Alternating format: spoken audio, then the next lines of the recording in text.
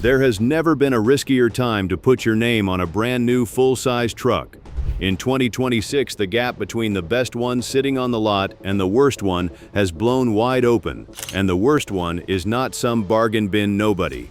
It is one of the most popular trucks in America, and the people at Consumer Reports just handed it the lowest score they have ever given a pickup. 3 full-size trucks to walk away from this year, and 4 that earn every dollar you hand over. We start at the most expensive end of the lot. The worst buys on this list are not the cheap trucks, they are the expensive ones. And number 3 is one of the priciest mistakes you can drive home in 2026.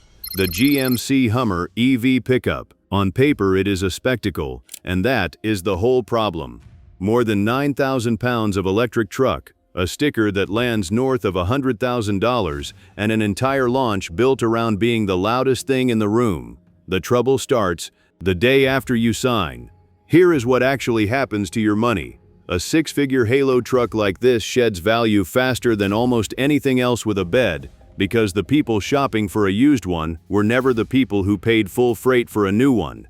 The value tracking firm CarEdge has the Hummer giving back better than $40,000 in pure depreciation across the first 5 years. Not 40%, 40,000 actual dollars, evaporating while the truck sits in your driveway plugged into the wall. And depreciation is a percentage game, so the more you pay up front, the more there is to lose, and nobody on this list pays more up front than a Hummer buyer. Then layer on the rest. 9,000 pounds is merciless on tires, the kind you replace in expensive sets long before a normal truck needs them, and the cheap home charging everybody buys one of these for is a rounding error against 40 grand walking out the door. So here is the honest read. The Hummer EV is one of the most impressive machines money can buy, and one of the worst uses of that money on 4 wheels. You are not really buying a truck. You are funding the most elaborate way there is to turn a large bank balance into a smaller one. Unless you genuinely have $100,000 you can afford to watch shrink, this is a truck to admire from across the lot and leave there. Number 2 on the avoid list arrived on more hype than any pickup in a generation, and it is quietly turning into a cautionary tale. The Tesla Cybertruck. Start with the thing nobody selling you one will lead with. In roughly its first 15 months on the road, the Cybertruck was recalled 8 separate times. 8. The biggest of those covered more than 46,000 trucks over a stainless steel panel beside the windshield that could peel off and leave the truck entirely while you were driving, because it was glued on. A later recall pulled in thousands more for the wrong adhesive. This is not a truck with one stray defect. This is a truck the safety regulators keep having to come back to. Now watch the market vote with its feet. In its first full year, the Cybertruck sold around 39,000 of them. The next year that fell to roughly 20,000, against a company promise of $250,000 a year. Demand did not soften, it collapsed, and that collapse lands directly on your wallet through resale. One widely reported trade-in showed an early truck losing about 35% of its value in a single year, the kind of fall that normally takes 3 or 4. Then there is simply living with it. Ensuring a Cybertruck runs in the neighborhood of $5,000 a year, because that stainless body is unlike anything an ordinary shop is set up to fix, and a serious hit to the battery in a crash can be a $25,000 repair, so add it up. You are buying a truck the market is walking away from, that has been recalled 8 times in barely over a year, that loses a third of its value before its first birthday, and that costs a second car payment just to keep insured. The stainless steel will outlast the resale value by a very wide margin. Worst number 1. The Ram 1500. And I know exactly how that sounds, because the Ram has arguably the nicest interior in the entire class and one of the highest road test scores of any full-size truck. That is precisely what makes it the most dangerous buy on this list. Consumer Reports, the outfit that surveys hundreds of thousands of real owners every single year, scored the 2026 Ram 1500 a 5 out of 100 for reliability. 5. That is not last place by a nose. That is the lowest reliability score Consumer Reports has ever given any pickup truck, period. A number that low means nearly every owner they surveyed reported multiple, serious problems. So what is actually breaking? Start with the electronics, because that is the truck's deepest wound. Owners report a keyless entry system that quietly drains the battery overnight, so you walk out to a dead truck for no reason at all, and that one electrical gremlin cascades into frozen screens, glitching infotainment, and wireless chargers that cook your phone instead of charging it. There is a recall over the instrument panel going dark and refusing to show you critical driving information, and another over trailer brake modules that can actually catch fire, then the engines, and neither one rescues it. The flagship is a twin-turbo inline-6 Ram calls the Hurricane, and owners and teardowns are now reporting melted catalytic converters and coolant leaking into the intake, which is a road straight to catastrophic engine failure. For 2026, Ram finally brought the Hemi V8 back after a year away, which is genuinely good news, and buyers were so hungry for it that 10,000 of them ordered one in the first 24 hours. But even the Hemi is showing up with broken exhaust manifold bolts and the old lifter tick bolted into the same troubled truck. Here is the verdict, and it costs you nothing to follow. The Ram 1500 might be the most tempting truck in any showroom, right up until you have to live with the model year that earned the worst reliability score in the history of the rating. The cabin is gorgeous. The dependability underneath it is, by the numbers, the worst you can buy new today. Let somebody else be the test subject for this one, and check back when that score climbs out of single digits. That is the bottom of the barrel, and the turn toward the good news. If knowing this before the test drive is worth anything to you, the like button is the one vote that tells YouTube a real truck buyer got something out of this instead of just scrolling past. And the single new truck I would spend my own money on in 2026 gets its own full breakdown next week. Subscribe so it reaches you. Now, the 4 full-size trucks actually worth signing for. Turn the list over to the trucks that earn their keep, and number 4 is the value play, the Chevrolet Silverado 1500.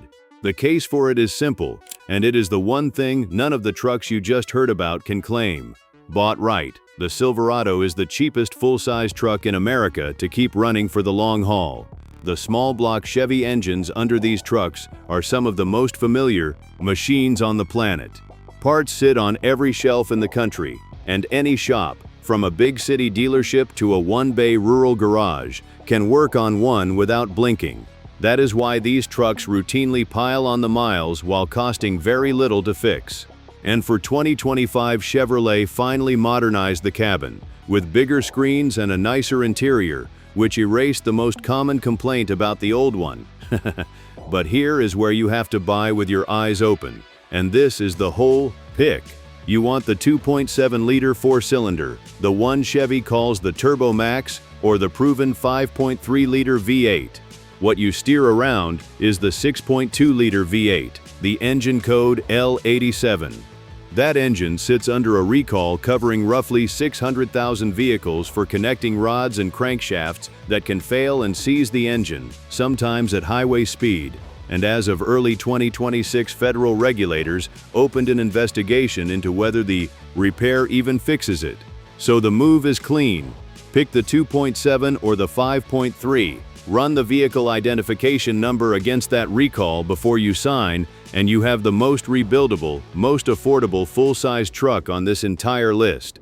Buy the headline-grabbing engine instead, and you have undone the only reason it is here. Number 3 on the good side goes to the one full-size truck on this list that is not built in Detroit, and the one that guards your money best after you drive away.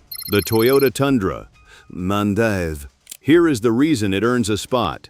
The Tundra holds its value better than just about any full-size truck you can buy, year in and year out.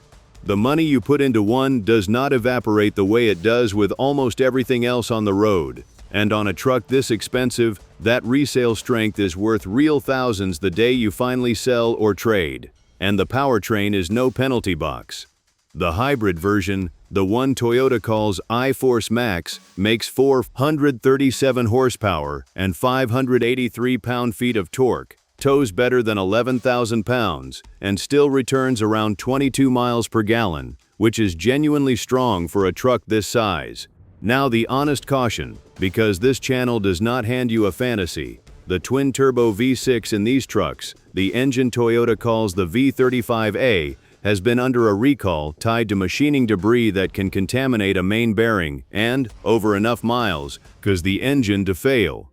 That is a real problem, and you do not get to wave it off.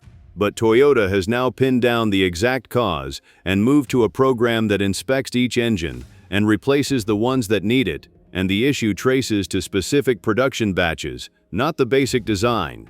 So the play here is a documented one. Buy a Tundra whose recall inspection or remedy is there in writing. Lean on that warranty, and what you are holding is the truck with the best resale in the class, and a hybrid that pulls like a V8. Do the homework on the engine, and the Tundra pays you back for it. Number 2 is the truck you buy when the word truck still means an actual job. The Ford Super Duty, the F-250, and the F-350. Everything on this list so far has been a half-ton truck for people who mostly drive empty. This is the other world entirely. If you tow a fifth wheel, haul a loaded trailer for a living, or drop a real camper on the back, nothing else here is even in the conversation.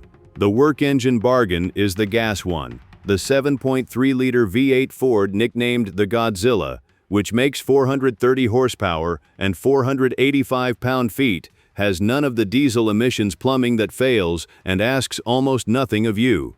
For occasional heavy towing, it is the smart money pick, and it tends to sit at a discount because everyone in line ahead of you chased the diesel. And if you tow for a living, that diesel is a monster in the EV best sense. The high-output 6.7-liter Power Stroke turns out 500 horsepower and 1,200 pound-feet of torque, and a properly equipped Super Duty will pull as much as 40,000 pounds on a fifth wheel. Those are best-in-class numbers, and they are the entire reason this truck exists. Here is the honest line, because it matters. If you do not actually tow or haul, this is far too much truck, and you should buy the F-150 instead and pocket the difference. But for the buyer who genuinely works a truck, the Super Duty is the one machine on this list that will never once feel like it ran out of room. Buy it for the job, not for the driveway. Best number 1, the Ford F-150. And it earns the top spot in the most convincing way there is. Consumer Reports, the same organization that just handed the Ram the worst pickup score in its history, named the F-150 the best full-size truck in America for 2026. That is its first time taking the top spot in the full-size class since 2019, and the thing that pushed it there was improved reliability, the exact quality that sinks half the trucks in this video. They praised the strong engines, the roomy cabin, the simple controls, and the small touches like a tailgate that folds flat into a workbench. What makes it the default smart buy is that you do not have to be an expert to get it right. The lineup is broad, and most of it is proven. The 2.7-liter EcoBoost is the value sweet spot, an efficient twin-turbo 6 that has quietly become one of the most dependable engines Ford builds, and it is the one I would point most buyers toward first. If you want a traditional V8, the 5-liter is right there, 400 horsepower, and the simple, no turbos durability a lot of people sleep better with. There is one engine to be careful with, and it is what keeps this from being a blank check. The PowerBoost Hybrid had a rough reliability record in its early years, so unless you specifically need it, the gas engines are the lower drama call. But that is the whole beauty of the F-150.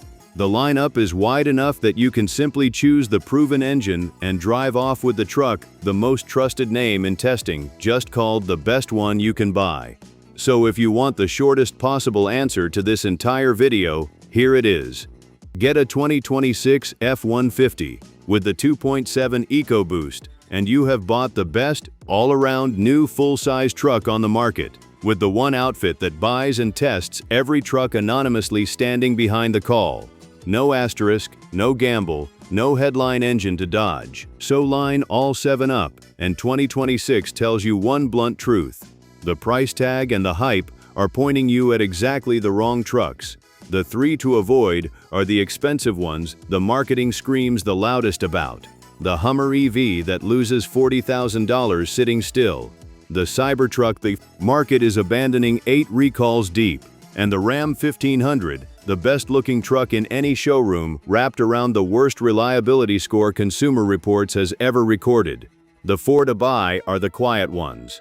The Silverado you keep alive for pennies as long as you skip the wrong engine. The Tundra that hands your money back at resale. The Super Duty that never runs out of truck. And the F-150 that just earns the title outright. The new truck market has split clean down the middle, and that gap between the smart buy and the expensive mistake is only getting wider. The trucks that earn it are not the ones on the billboards. They are the ones that quietly do the job and hold their value while the flashy ones bleed theirs away. So I want to hear it from the people who actually signed. If you bought one of these 7 new this year, drop which one in the comments and be straight about it. Knowing everything you know now, would you write that same check again?